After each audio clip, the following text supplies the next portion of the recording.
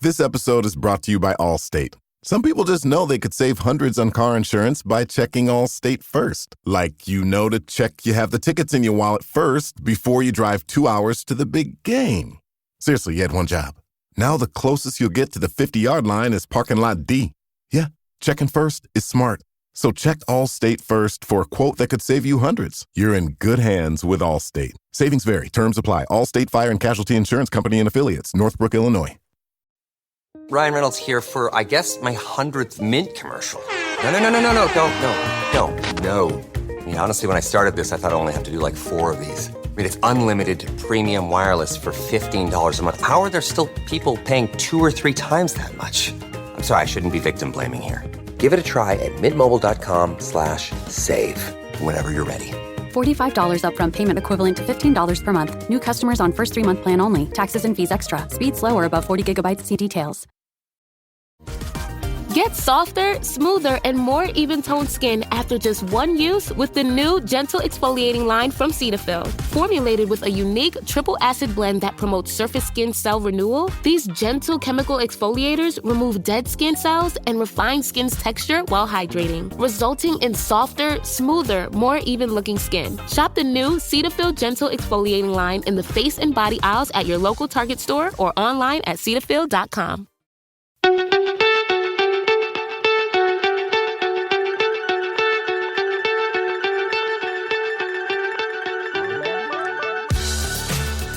So attention cricket clubs and cricketing family, are you ready to step up to the crease and make a long-lasting impact on your club's legacy? Listen up, we've got something special for you. Introducing Fund It Now, the revolutionary fundraising platform that's changing the game for cricket clubs everywhere.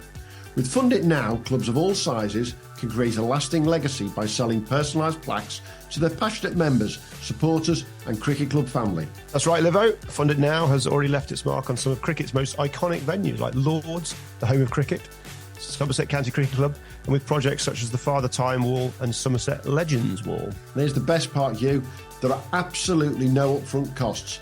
Fundraising has never been more simple or accessible.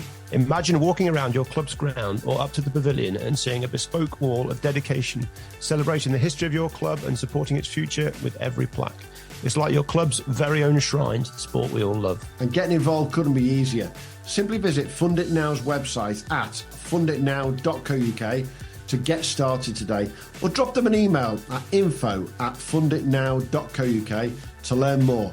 It's time to rally your supporters and start raising money like never before. And don't forget to tell them you heard it from us at the Premier League Cricket Show. So what are you waiting for? Join the ranks of clubs and grounds like Somerset County Cricket Club and Lords and make your mark on cricket history. Visit Fund It Now today and start building your fundraising platform. That's funditnow.co.uk. Fund It Now, where passion meets purpose at your cricket club, and begin creating your own legacy.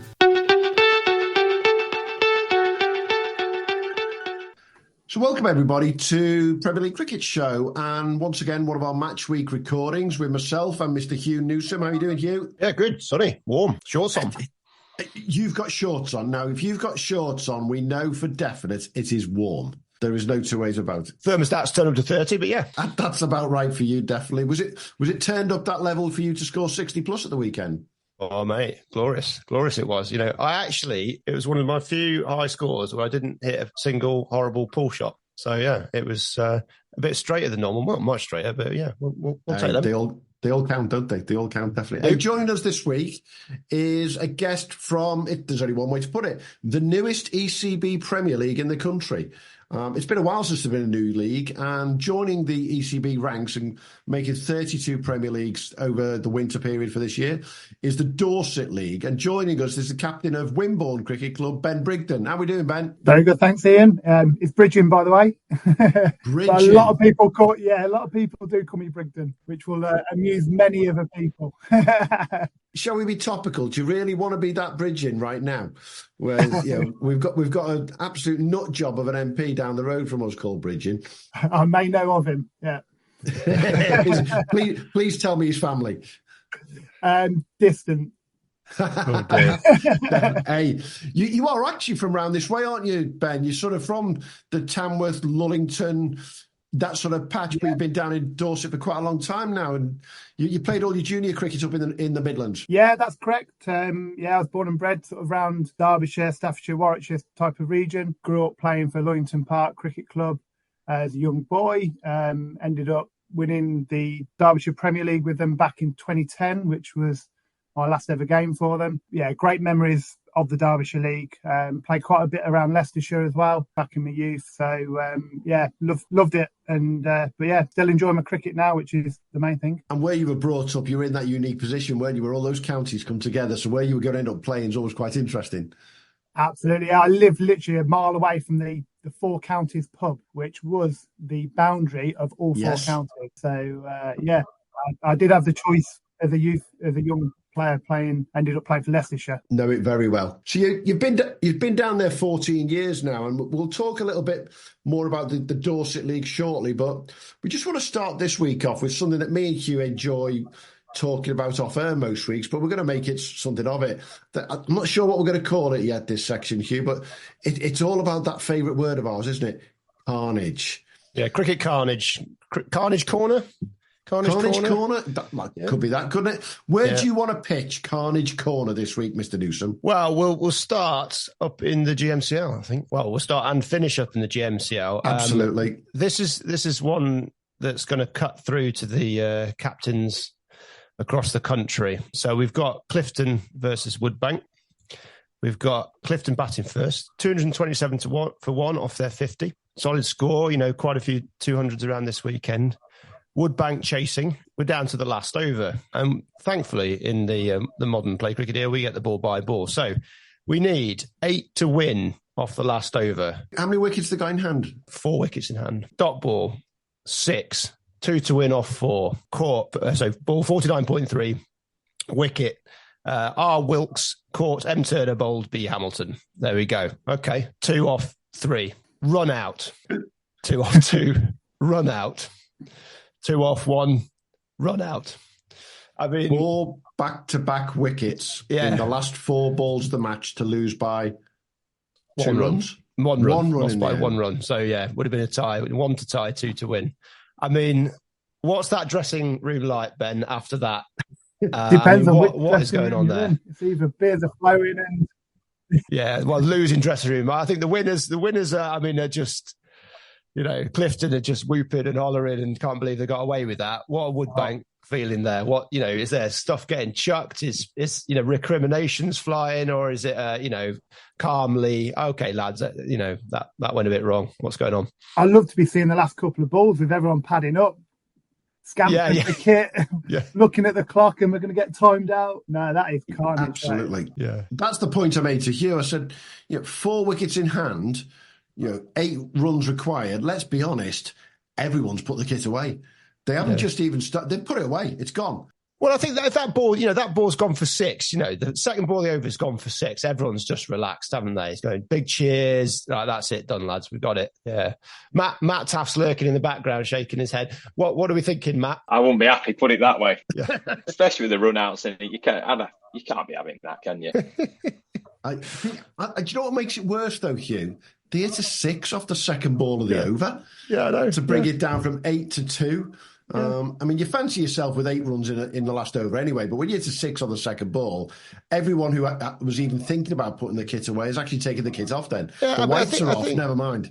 A T20, 8 is still a decent amount off the last over, isn't it? It's going to be, it's not going to be easy 8 off, but like you say, as soon as that ball's gone over the fence, it's that could end your season, that game, couldn't it? It's going to be hard to come back from that. I mean, just looking at the league table in the GMCL, Woodbank bottom, that would have set them up lovely. Clifton 4th. So it's, you've got a tough season happening. They've got 4 points on the board. You're about to beat the 4th place team, and then that happens. I mean, that is, oh, dearie me. Yeah, I assume they've run to the keeper. I can only think, I haven't got any video here. I can assume run to the keeper or something. Yeah. Keeper's keep us up, maybe. I don't know. We most weeks I think we're going to talk carnage when there's a low-scoring game. There was a game between Castle Eden and Tynedale at the weekend, which only lasted 32 overs between the two of them. Yeah, that's pure carnage, full stop. Yeah, I'm just watching captains in front of me here shaking their heads. But at the same time, you can't ignore something like that. So we'll keep looking at them week in, week out. Carnage Corner. There might have to find something new when it comes to audio clips to put in with that one, Hugh, I think. Well, I don't want audio clips in the dressing room. Just beep, crunch, smash. Hey, there was almost carnage for one of our fellow friends at Crickex's teams at the weekend. I've got to give a shout out to someone. So Ormskirk in the Liverpool district scored 229 against Northern, who fresh off the back of a T20 win the night before. Northern ended up on 91 for 8 and were struggling, shall we say. Now, the difference between the GMCL and the Liverpool district is you can bat out for a draw. And 16-year-old George Harris batted out for 2.5 hours, 116 balls to get a draw for Northern. I think it's fair to say Gary Knight of Ormskirk, the captain, wouldn't be too happy with that. Whereas I think Mr. Cole from Northern, I think there might have been a grin in that dressing room afterwards there to see a 16-year-old bat out for that long. Yeah, and it just shows what carnage can do to games. It goes one way or the other, doesn't it? Yeah, that's a great performance. Young lads coming in, and everyone loves to see that, don't they? Absolutely. I was at a game yesterday watching our Sunday team, and I think virtually everybody was under 16. A few people who are over 60, and it was great. And you just appreciate the cricket there. You don't worry too much about the scores on. So I know it's much more important in the Liverpool comp, but it's just lovely to see young lads really stepping up. Definitely. Hey, Ben, the Dorset Premier League's been in effect this year. So it's not a new league. It's just become a Premier League, hasn't it, at the end of the day? Yep. What's the sort of age and sort of breadth of players around that league as a new league? Is it a young upcoming league, or is it still some of the older timers around it? A little bit of both, I'd say. I think from our side, from Wimborne side, we're very much a young team in the main. We have a few senior pros, including myself, that sort of aid and support them. I think Dorset League's quite an interesting one. It's gone through a bit of a transition in the last 15 years, really, where we have got our big next door neighbours as in the Southern League. The league has lost a few clubs to the Southern League or the Hampshire League because, the standard across the border is very strong there. And the standard, I suppose, had dropped over the last 10 years, but in the last couple of years, the league have really made a conscious effort to gain some focus and improve the standard, and going through the ECB accreditation to get it approved has been a big part of that. And this year is the first year of it. We've already seen the changes have made a difference, certainly to the standard at the top end of the league. That's good. And it's an interesting one because we've got 3 different formats that we play throughout the season. 3 formats? Yeah. So we're only in a League of 6. Well, Prem 1 and Prem 2 are League of 6, but ultimately Prem 1 is... We picked up on that. Can I interject? We picked up on that. Why is it in 2 6s? And it's not the top 6 from last year who are in Prem 1, is it?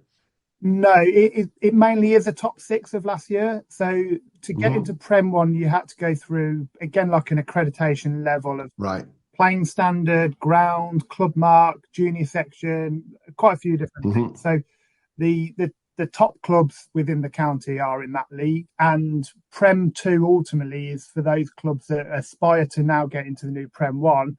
They've got to improve in certain areas. So the league is ultimately a closed league for 2 seasons, at least, as the whole Dorset League look to support these up-and-coming clubs in Prem 1 and in the County Division 1 as well. So it's there to improve the standard, and it certainly should work, and I think a really positive move this year. From a Prem 1 perspective, there is no easy game anymore, and they've all been very, very competitive. So we're talking, so what are the three formats? So we've got T10, T20, and 4-day? Not that extreme. So we've only got 6 teams in the league. So instead of playing each other 4 times, they've changed it up a little bit. So we play home and away in a 50-over format, so pink ball, coloured clothing, standard ODI rules. On Saturday, we go then into a round of 5 games playing 100 over cricket, but that is win, lose, draw cricket, maximum of 55 overs, batting first with decoration if you want it, and less restrictions on fielding and bowling and things like that. So, yeah, bit of red ball cricket, bit of pink ball cricket. And we've just come out of 3 weeks of T20 cricket, which doesn't go towards the league standings, but goes to the qualification for the National Cup. And that competition for 3 weeks has been mixed in with the Prem 2 clubs and is in a small group format. So there's 3 regional leagues of 4 teams. You play each team once, back to back. So you play 2 games on the same day, and that goes into a mini league. And then the finals day is a week on Sunday, and the winner of that goes into the ECB competition. So that the T20 piece is new for everybody, really. I don't think many clubs around the country have play T20 cricket on a Saturday. No, that's what I was just thinking. It's a Sunday thing, if not a Friday night thing for a lot of clubs. Yeah. So to break the season up like that, how's that been as a captain for you? We were sceptical, I suppose, when we started. It was a bit like, oh, how's this going to work? We've got certain players who you say probably aren't T20 players. But actually, it's been really enjoyable. As a club, we've done well. We've won all our games and qualified for final stage, so I think that helps. But it's given us this opportunity to see a couple of the lads that we might not have seen 100 over cricket, 50 over cricket. And there've been competitive games. The sun's been out. There's been some big scores and some great cricket. So actually different dynamics, and I think the boys have really enjoyed it. So yeah, I mean, ultimately, Minor Counties plays a lot of T20 cricket and they're back to back. So we're hoping that obviously giving our young kids this experience, they're going to get used to playing more 2020 cricket, certainly back-to-back games as well. So, it's been good. And that would explain why the league table is done for you guys based upon average points as well then, because you're putting those timed games which are coming up shortly and the 50 overs and averaging the points out across them, isn't it? Yeah, that's correct.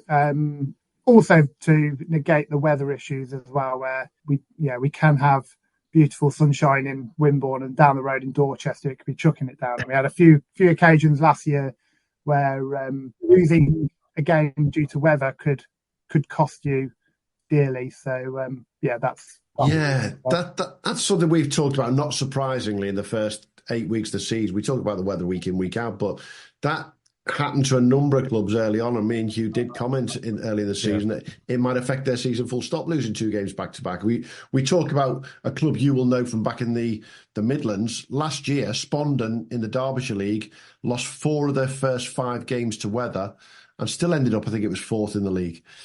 What would that be if they did it on an average points basis?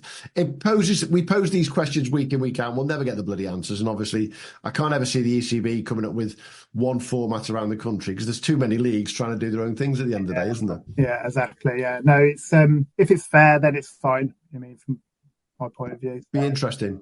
So let's just quickly look at the Dorset League before we go any further. So you won the league last year, if I remember rightly. But you're in 3rd place in Prem 1 right now. Bear Regis are leading the way ahead of Dorchester. Are they the big clubs, Bear Regis, Dorchester, yourself? Are they the 3 big clubs? So traditionally it's been Dorchester, Wimborne and Poole, probably the top 3. Bear Regis finished 4th for the last probably 3-4 years, but Bear have definitely improved year on year with a core group of players and also a couple of recruits as well. They started the league really well, and they beat us the 2nd game of the season. A game we probably shouldn't have lost, but a few drop catches and whatnot. But they've started really well. Dorchester are actually undefeated, but they're not top because of 10 penalty points due to unregistered players. That's familiar. Yeah, first game of the season. I think ultimately, the top 4 are the strongest. Sherborne have improved quite a bit this year, and they've got a good link with Sherborne School now. A chap called Ryan Buckley's there, head of cricket there, first class experience, and got a few of the school lads playing for the club as well. But to be fair, Broadstone have strengthened but have struggled early season. But they're a dangerous team as well. The next season, are they looking to expand the numbers up from Prem 2? Is it going to go to sort of 8 and then to 10, or is it going to stick at this sort of 6 and 6? I think for next season it'll still be 6, from what I understand. So there'll be no relegation. After that, the plan, I assume, would be to definitely increase that to 8, 10 teams for sure. So the idea is to bring these other clubs up to the level from a playing, the facilities and junior section, for example, to create a sustainable model. Oh, such a clutch off-season pickup, Dave. I was worried we'd bring back the same team. I meant those blackout motorized shades. Blinds.com made it crazy affordable to replace our old blinds. Hard to install? No, it's easy. I installed these and then got some for my mom. She talked to a design consultant for free and scheduled a professional measure and install. Hall of Fame son. They're the #1 online retailer of custom window coverings in the world. Blinds.com is the GOAT. Shop Blinds.com's primetime kickoff event. Save up to 50% off select styles, plus doorbusters. Rules and restrictions may apply. When it comes to towing, seeing is believing. That's why Chevy Truck's advanced camera technology offers up to 8 available cameras for 14 unique views, so you can focus on the view that really matters. Chevrolet, together let's drive. Learn more about Chevy Trucks at Chevy.com. Safety or driver assistance features are no substitute for the driver's responsibility to operate the vehicle in a safe manner. Read the Vehicle Owner's Manual for important feature limitations and information. Let's talk about sustainability because he sustains being on here every week somehow.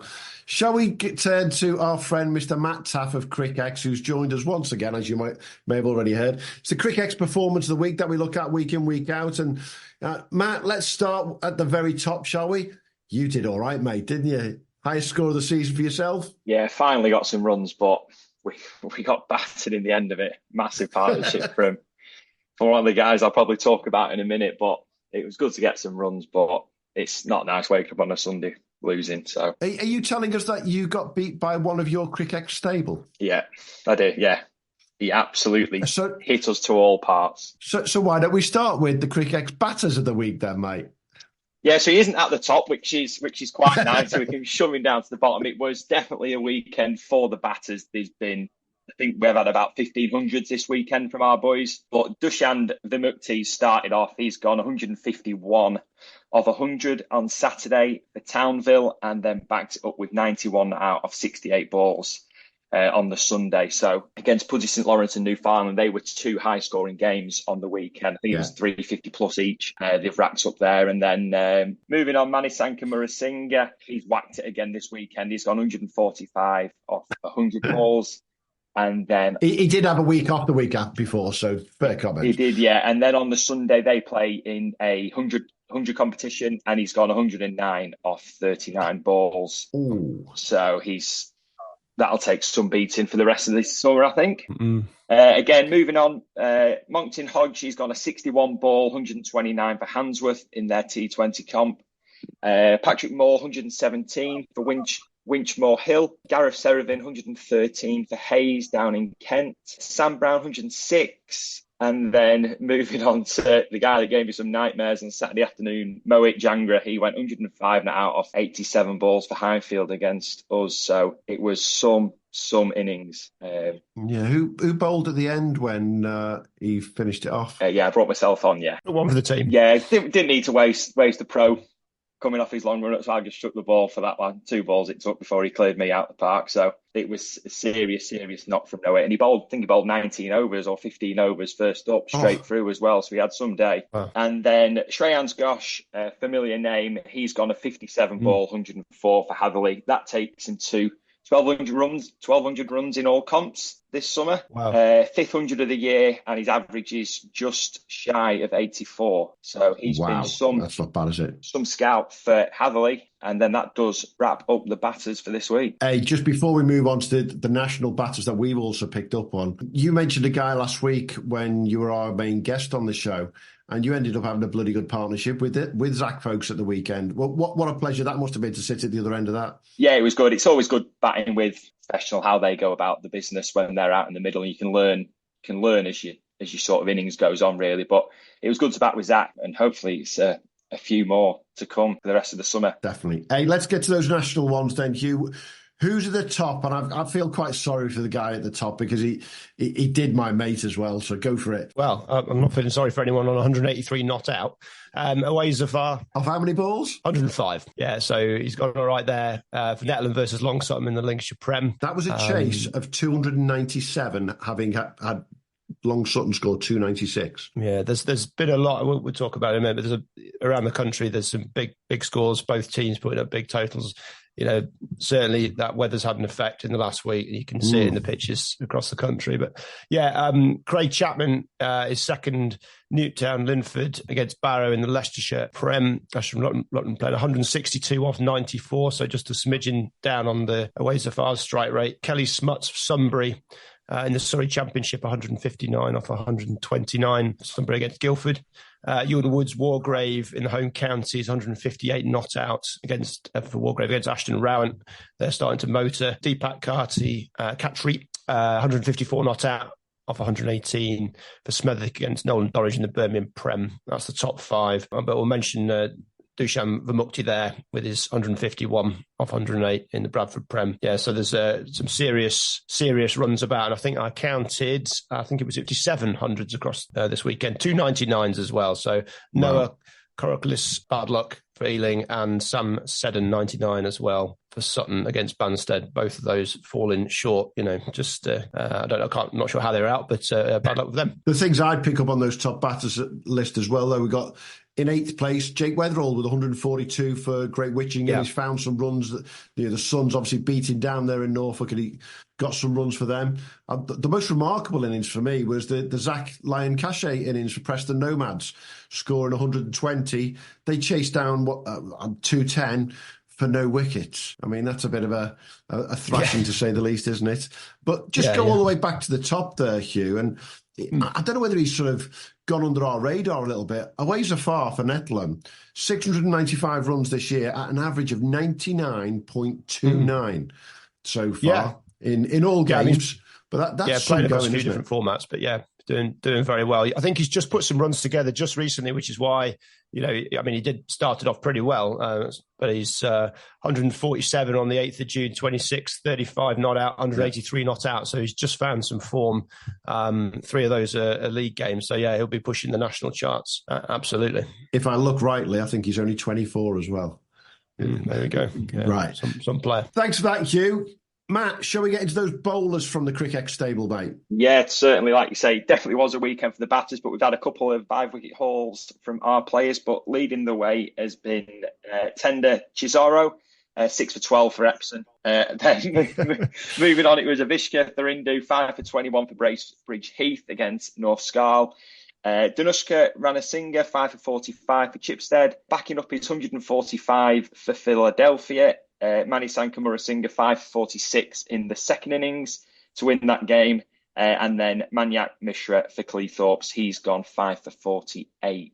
And that rounds us up for the weekend. Come on then, Hugh. Raise those 5s and 6s. What you got? We got not as many wickets as we have had, unsurprisingly, but there's 4 7-fers and a lot of 6-fers. We've got 19 6-fers, and then in terms of 5-wicket hauls from the weekend, so 65 players, 5 wickets or more from the weekend. So there's been a lot of bowlers doing very well still, but not the 9-fers and 8-fers that we have seen. Top wicket takers: Jonathan Malkin, Castle Eden versus Tyndale. There's that game I think we mentioned already. 7 for 14. Very nice there in the North East Premier League. James Parkin at Denby. Denby had a bit of a tricky run recently, but they're back to winning ways.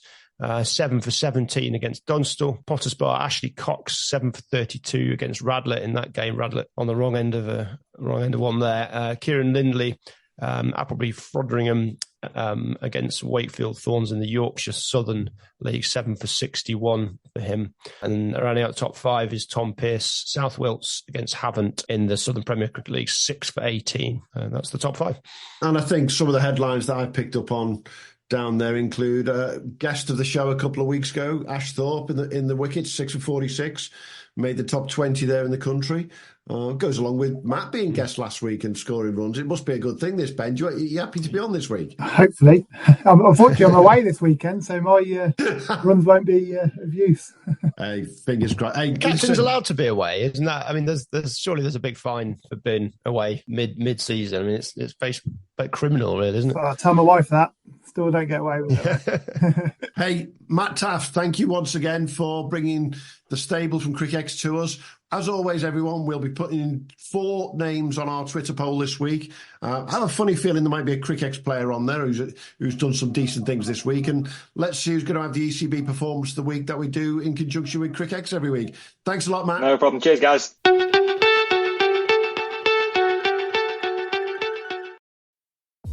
Achieve clean, healthy-looking skin with Youth to the People. The 20-time award-winning superfood cleanser gently deep cleanses and removes makeup and SPF in 30 seconds. For skin that's hydrated, balanced, and soothed, never stripped. It's the green juice cleanse for your face. Formulated with good-for-you antioxidants like kale, spinach, and multivitamins to respect your barrier. No disruption. Find out why one cleanser is sold every minute in the U.S. Shop now at Sephora. Going back to the Dorset League, Ben, one of the things that we sort of identify around the country is leagues are bowler-friendly, batting-friendly. Where would you describe that Dorset League? I'll be honest with you, I'm looking at the numbers and going, difficult one to judge. Yeah, I mean, this season the weather hasn't helped at all. We've had a lot of rain early season. Only the last 2-3 weeks, really, it's really dried up. So there's not been a significant amount of runs, I'd say, as of yet. There's been some big scores in the T20s. There's been a few 200s and people getting 180 plus. So, but yeah, in the league format, early season, it has been a struggle. Last year, I'd say generally it's more batter friendly. Certainly vouch for Wimborne. We've got an exceptional wicket down the south coast. It's sort of seen as the home of Dorset, and I think one of the games for Dorset versus Wales last year broke some sort of record of number of double hundreds in a 3-day game. So we're quite fortunate of where we play, and it's certainly batter friendly. But majority of the clubs now in that Dorset sort of Prem 1, Prem 2 have got reasonable wickets. So hopefully this dry weather does stick around and you can see few more bigger scores knocking around. It's interesting that, Ben, because we do tend to find, I think it is, the further north you go, the more bowler friendly, the further south you go, the more batter friendly. But there is these anomalies at certain places, isn't there? And, we want to talk to the guys in a few weeks, for example, at Saltburn. It's one of Hugh's favourites. We're desperate to talk to them about their wicket, the amount of wickets they take up in that part of the country. But then you see some of these big numbers down south on the bats last week. It's phenomenal. Yeah, absolutely. Yeah, no, we generally have some good weather, especially coming into the summer. Yeah, once it's dry, it flies. Definitely. Hey, let's take a look around one of the leagues that we're going to highlight this week, and it's the North Staffs and South Cheshire League. So last year's winners, Hemheath, remember they started the season off appalling. They're now starting to creep their way back up the league. They're doing all right now. They're sort of just eighth, I think it's 8th or 7th or 8th place. But at the top of the league, and on a bit of a run here, are Leek. Now, Leek actually almost went down last year. So to be top of the league is quite phenomenal. Port Hill Park, who came second last year, are in second place right now. And the guys who've come up, we always like to highlight them. I think Burslem are struggling a little bit, but JG Meekins, mid-table, be more than happy with what they've done there. What have you picked up from the North Staffs games over the weekend, Hugh? Yeah, just a few wickets flying about, but generally scores a few 200 scores across the board. I think that Leek Burslem game looked a good one. Lots of runs there. Leek 239 and Burslem bowled out 227. Iranga Disanga 91 for Burslem off 89 balls. But Zen Malik, who we've heard a lot of this year, really having a terrific season. He's 134, not out to win the match, to be the main contributor for Leek. So he's really doing well. And Lewis Moulton 557 backed that up. So yeah, terrific performance from Leek. Keeps them top there. They're on a bit of a roll. Bagnall Norton, Stone, Stone 146 all out, Bagnall Norton 131 all out. So that was a bit of a shootout there, better weather shootout. Yeah. No top scorer for Bagnall Norton was Imran Mank, 34. Sam Graham top scoring for Stone, 48. But Niall Broadhurst 5 for 22 for Bagnall Norton. I'm going to blame them playing T20 on the Friday night for that. Well, that's it. They're all drunk still. So, yeah, behave yourselves, lads. Cheadle, Aldley. Cheadle, 231. Aldley didn't get to that as a draw. I always get confused as who's drawing, who's winning in all these leagues. Chetley, Modishall done 208 there. Chetley bowled out for 164. Nils Priestley, 59 for Chetley. But yeah, James Cutler 36, and then things fell away. Niels Priestley also 3 for 39, good performance from him. But Callum Hawkins 63, and then Jacob Garlick 6 for 53 for Modishall to get that game done for them. Heath, we touched on there, bowled out for 100, chasing 170. So JG Meakin job done there, but 170 with a top score of 32. Wow. JG Meakin, so it's a real team effort there. Michael Hill 4 for 37 for them. Liam Banks 4 for 39 for Heath. Yeah, Liam's still in the wickets. Yeah. And then Longton bowled out for 122, chasing 224, so not much for a close game against Port Hill Park. Matt Coxon 78 for Port Hill. Ben Cotton 4 for 26, and not a lot from Longton. No, I think Chris Travers said to us weeks ago, didn't he? Score 200 in that league, you're going to be good chance of winning. Port Hill scoring 200, winning. Modishall scoring 200. It's one of those leagues that you don't necessarily need to score too big, but there's some really strong bowling attacks in there as well, isn't there? So let's jump very quickly to another league. Shall we jump to the Essex League, where I did put out to the weekend that I thought the match of the day at the weekend was going to be Chelmsford versus Colchester and East Essex, which was first versus second in that league. It ended up a bit of a damp squib, I think is the best way to put it, isn't it? Well, I think the usual top versus second bowling attacks. They've Colchester bowled out for 116. Chelmsford got there with 3 wickets remaining off 25 overs. So obviously they saw the state of affairs and went for it early. Is what you can say. There's Simon Fernandez top scoring for Colchester with 45 off 66.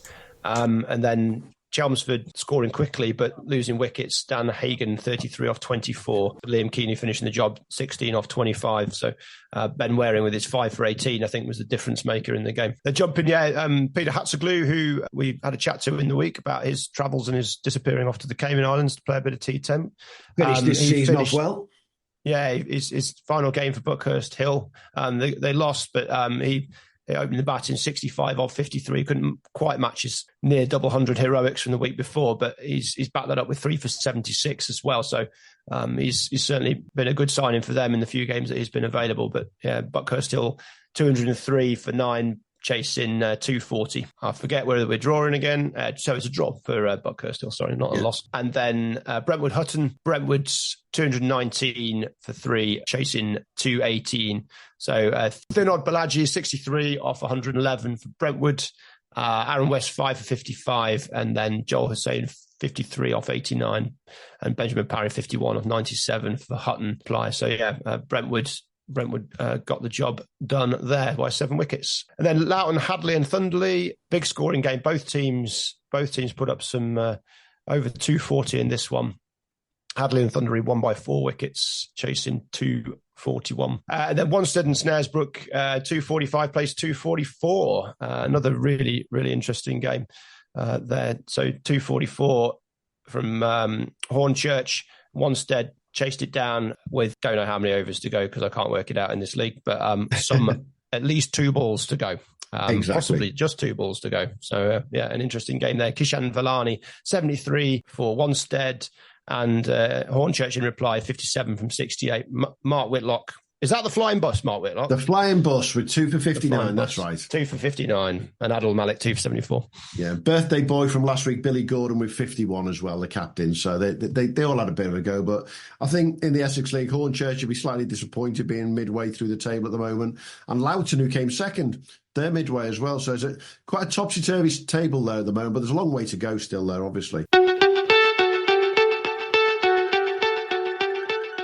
Ben, coming back to the Dorset League, you guys are going into timed games, obviously, and 100 over from next week.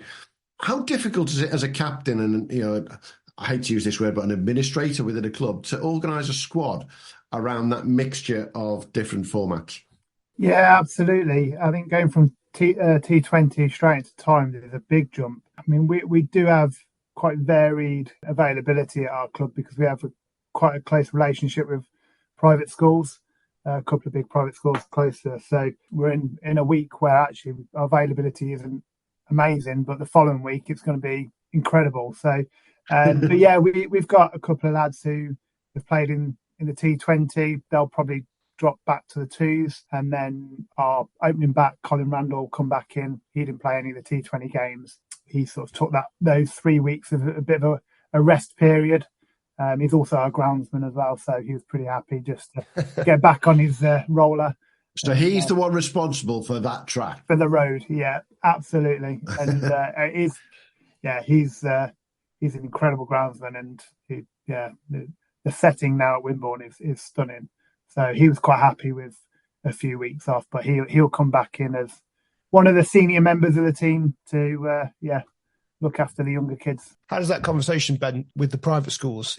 Obviously they're coming up to the end of term and they've got their first 11 fixtures, school fixtures, and we have we see kids getting snapped up on scholarships and things like that. Yeah, so Richard Scott is our head of selection, chairman of selection. He's ex-Middlesex coach, he's an England scout as well, but he's also director of cricket at a school called Bryanston. So he's actively involved in our selection committee ultimately. So, regular communication with them. We've got a really good link with them. So, but generally, we lose them for a few weeks, but we try and pull them in as quickly as we can, as soon as they're available, because there's some really talented lads there. Because, I mean, we've had this debate.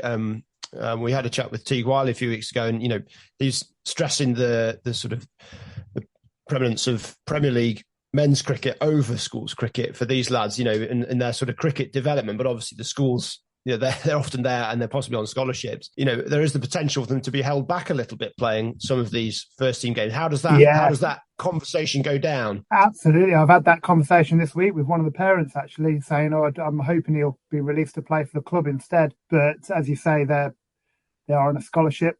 It's not just about cricket. Yep. So it's a challenging one. And it'd be interesting to see how it goes going forward, because we've got 2 more lads going to that school next year.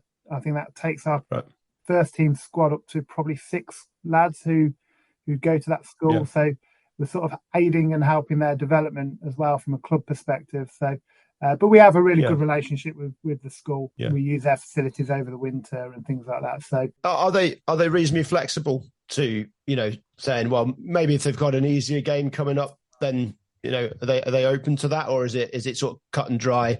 If there's a match they're playing, to a point. They've been available a few games this year in between in the sort of the school season where they played Tuesday, Thursday, and then not had a game on Saturday. So it is. I'd like to see them there a bit more, obviously, but I mean, as of next week, they're going to be around all the way through the season.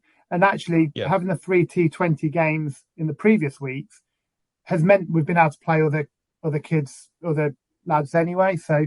I've not overly missed them in the T20 because it's given us the opportunity to see a wider breadth of our club. Yeah. But we're there to aid their development ultimately, and I think that's the main thing. As long as we stay in a good partnership and coordination between the club and the school continues, then we'll ultimately find the best for the kids. Interesting dynamic. Hey, let's jump around to one of our other leagues that we've been looking at, and we're going to look at North Yorkshire and South Durham. So North Yorkshire, South Durham, last year's runners-up, Richmondshire. They are top of the league right now, opened up a very small gap to Hartlepool. Saltburn, who won the league last year, are in the bottom half, and that's a bit of a surprise right now, but we'll see what happens in the second half of the season. Normanby Hall, who came up last year, unfortunately, started to struggle a little bit. But Martin, who came up, 4th place, doing quite nicely. It was, again, a bit of a mixed-up weekend in that league when we sort of start with the top-scoring games down to the smaller scoring games, wasn't it there, Hugh? Yeah, I'll start at Stockton Saltburn. So Saltburn, famed for their low-scoring ground, but also one of the lowest-scoring winners of the Premier League, but actually that game was one of the highest scoring games in the country. 284 plays 274. Saltman 284 for 3. Ben Ainsley's, I don't know who the first name, 124 off 150 balls with, I think that's Liam Crooks, 2 for 63 in reply. And then T. Hewison 76 for Stockton. But yeah, that was a really, really high scoring game there. But that's a win. Hold on, match drawn. There we go. A draw for Stockton. I need a big sign at the top of all of these, which is saying the league rules, which is hard to come by. Or we have the same rules around the country, and it makes life easy. No, not going to happen. Not when you've got T20 mixed in as well. It's just, yeah. So down at Stocksley, Hartlepool bowled Stocksley out for 168 or 41 overs and knocked them off 2 down. Davis 64 off 80 balls and Crawshaw 3 for 13. Moving up my page, Richmondshire with that big win against Barnard Castle. Barnard Castle bowled out for 141 off 41 overs. Richmondshire put up 234. Price on 88 from 117 balls. And S. Wood 4 for 35. For Richmondshire, they were really, really going. A certain G. Pratt, 46 off 76. He just keeps on rolling. I wonder who that G. Pratt is. Yeah. The leading Premier League run scorer of all time. Absolutely. Hey, I've got to point out, there was an umpire yesterday in the National Counties called Dick Whittington. Oh, really? There we go. That was quite an interesting one as well. So, there's a joke there on the tip of my tongue. It's not emerged. Something cat related.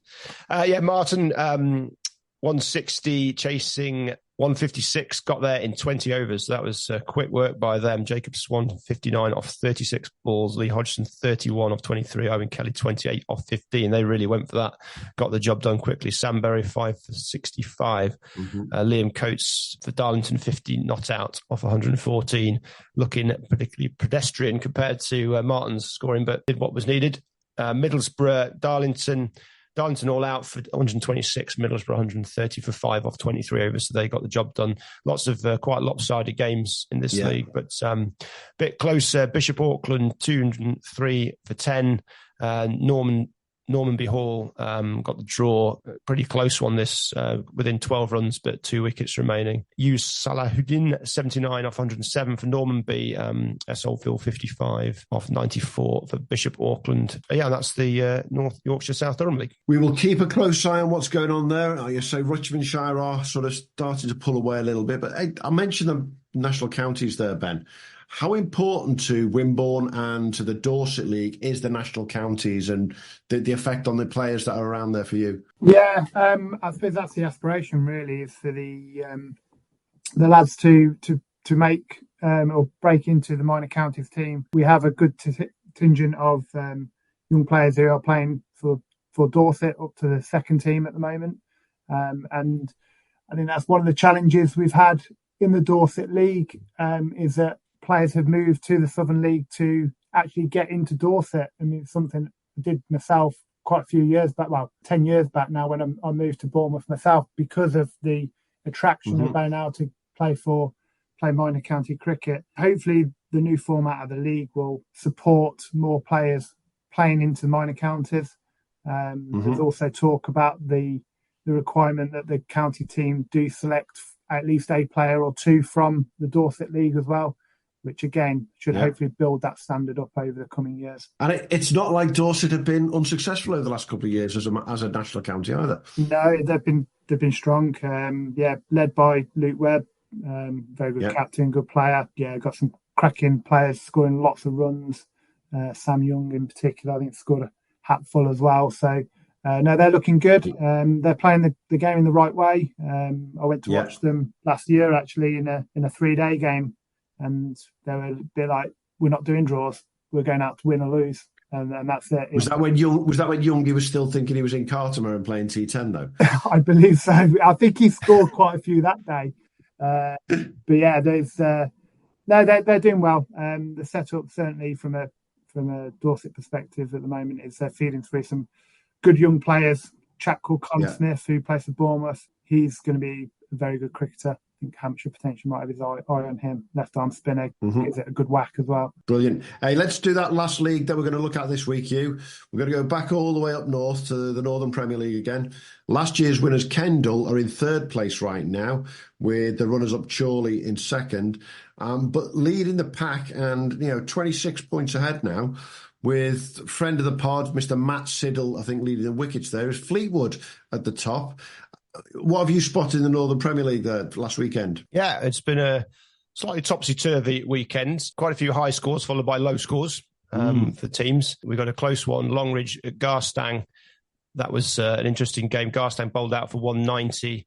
And Longridge just got over the line. Well, they didn't just get over the line. They got over the line with a few overs to go to get the job done there, win by 7 wickets. But it was, pretty high scoring compared to some of the others. But yeah, we've got 3 games. So we've got Blackpool 254 for 5, Settle 81 all out, Kendal 184 all out, Yuxton 71 all outs. Let's get this right, because I'm going to get in trouble. It's Exton. Exton, sorry. Oh, absolutely. I've got too many friends up that way. That should really be Euston Station then. It definitely should Exton be. Yeah. Maudsley 77 all out, Fleetwood 228 for 8. So yeah, we've got quite a few lopsided ones. So yeah, in terms of the performances, Blackpool Settle, Josh Boyne 122 and Andrew Needham 73 backing him up. And then Josh Boyne turned it around as well, 5 for 8. So he's had a day out there, hasn't he? Done 5 for 8 there. off 8.2 overs. Take that all to day go with long. To go with his 122, Yeah. So yeah, he's doing all right there. And then Kendal, very much a team performance across the board there.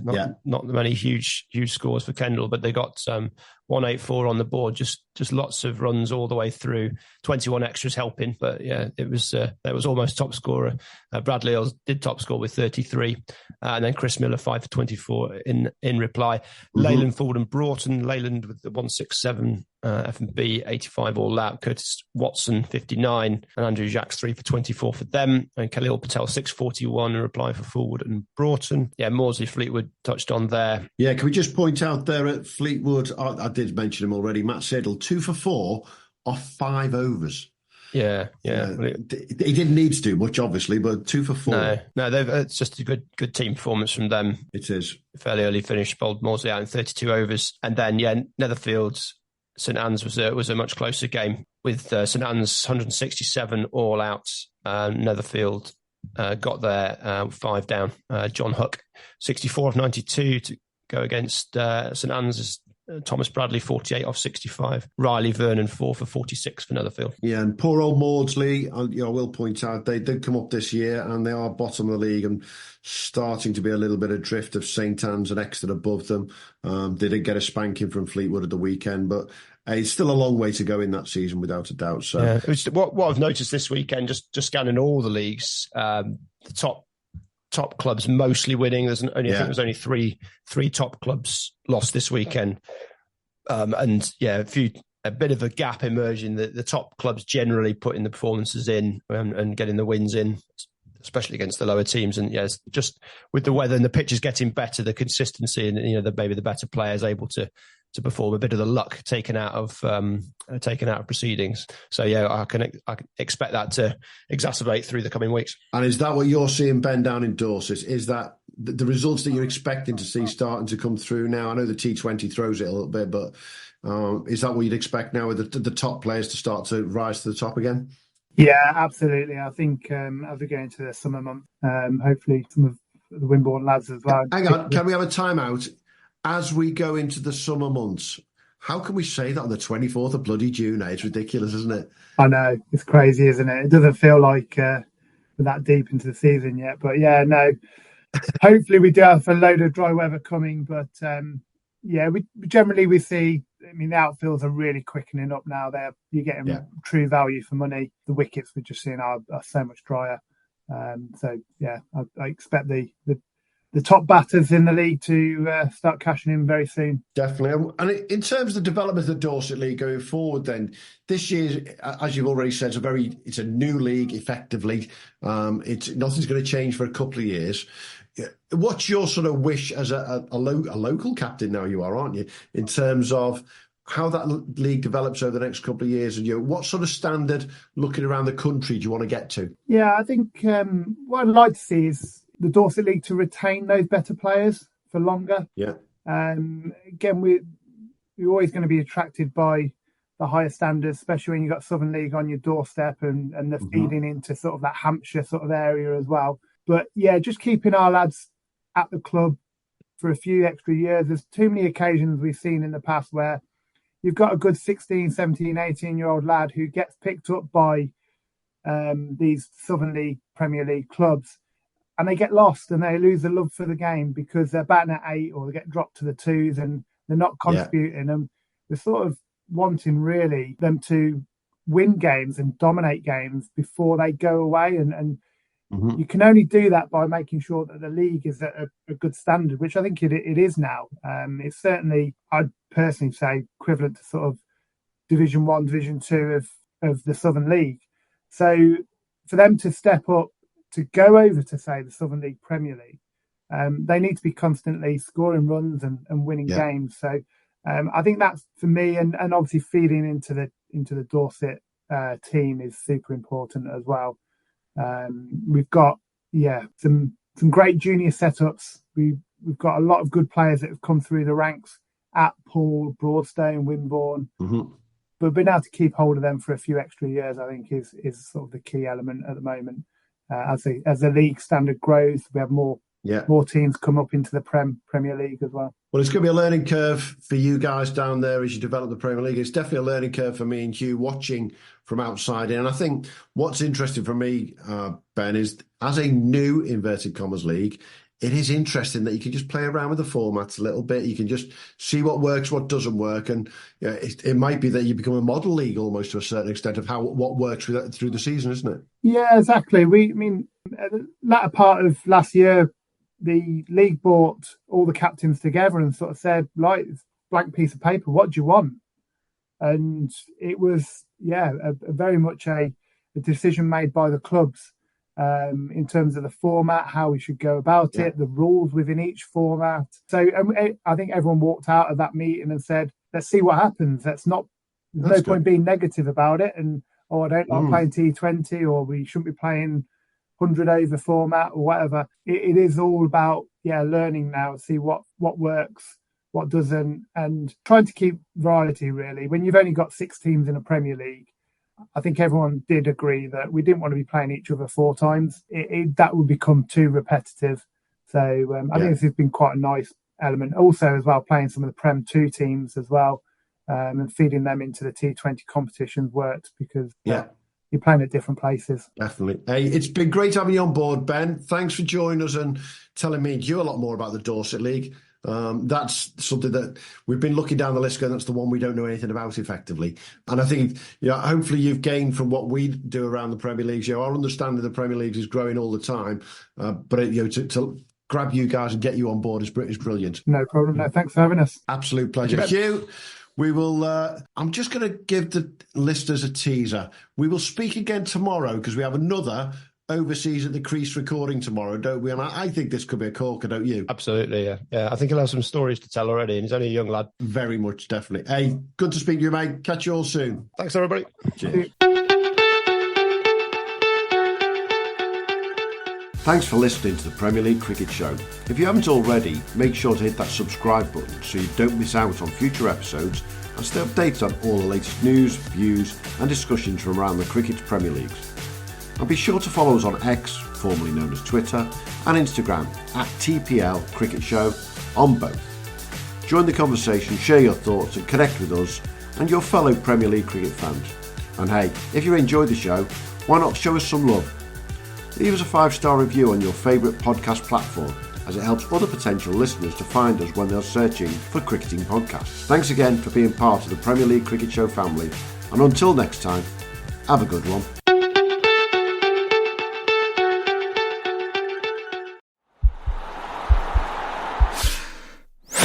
This podcast is part of the Sports Social Podcast Network.